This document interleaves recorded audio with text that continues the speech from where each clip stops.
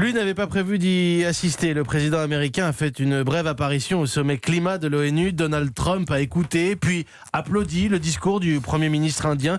Il s'est éclipsé juste avant la charge de Greta Thunberg. Oui, Mathieu, mais le président américain est surtout attendu cet après-midi à la tribune de l'ONU.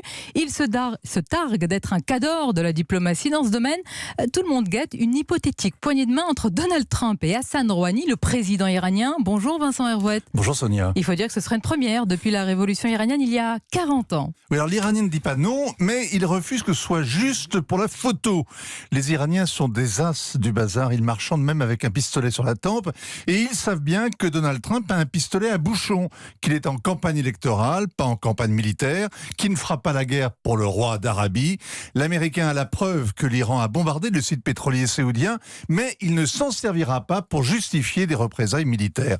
La flambée du baril la semaine dernière lui a prouvé qu'elle coûterait trop cher cette guerre. De même, les Français qui déroulaient le tapis rouge au ministre iranien à Biarritz ont mis du temps à admettre que leurs efforts de paix avaient été récompensés par un pilonnage de drones et de missiles. Bienvenue dans la guerre asymétrique, celle des hypocrites, celle qu'on fait sans jamais la déclarer, en regardant ailleurs. Et adieu au rêve de grandeur de Mohamed Ben Salman. Il a perdu la guerre au Yémen, il a perdu la face, il est lâché par les Émirats qui ont trop peur de prendre des drones dans leur tour en verre.